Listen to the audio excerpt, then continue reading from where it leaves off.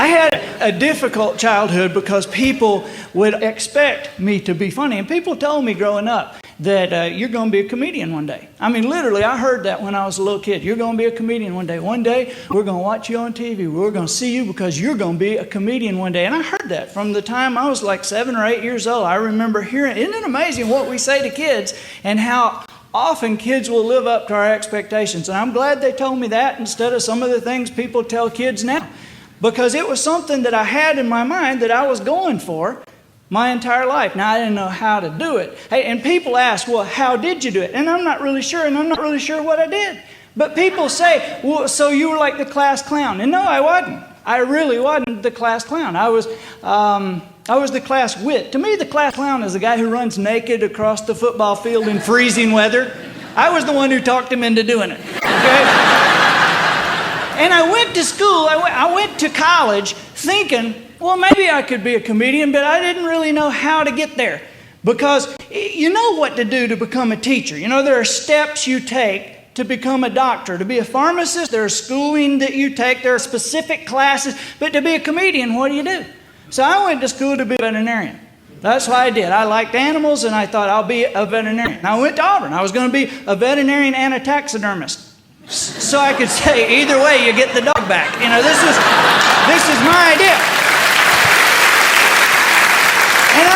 And I said, you know, I may not be normal, but there's something to this. And so I began to get a vision for where I wanted my life to go. And it wasn't in the normal direction. Granted, I knew I wanted to be a comedian at that point. I knew I wanted to be a comedian. And so I was sitting in organic chemistry one day. And I was getting ready for midterms.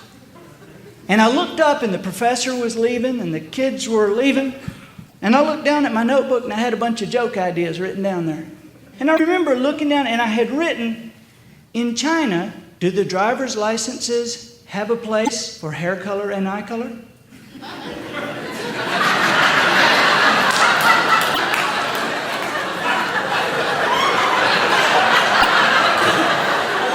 It's just a thought that I had written down. And I look around and everybody's leaving.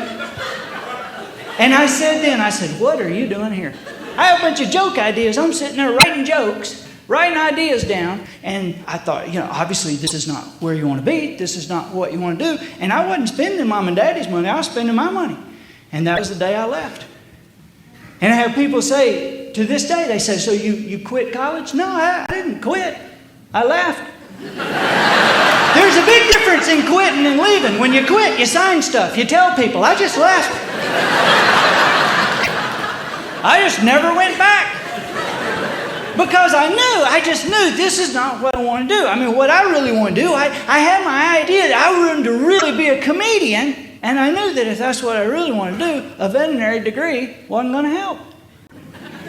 So, I mean, to the disgust of my counselors, I mean, it was amazing. I left, and they said, you'll be back, you know, do you realize how hard this is? And people just went nuts. I mean, amazingly, the only people who didn't go nuts were my parents. Everybody else, the people who had no vested interest in my life, were talking about me and talking about how crazy I was. But my parents, my dad and mom were great. Because my dad and mom, here's what they said. If this is what's going to make you happy, if this is what you're going to direct your passion toward, just be good at it. If you want to dig ditches, just dig good ones and we'll be proud of you. That's what my mom and dad said. And so I went after it. I didn't know what I was going after, but I knew that I had made an important decision. Because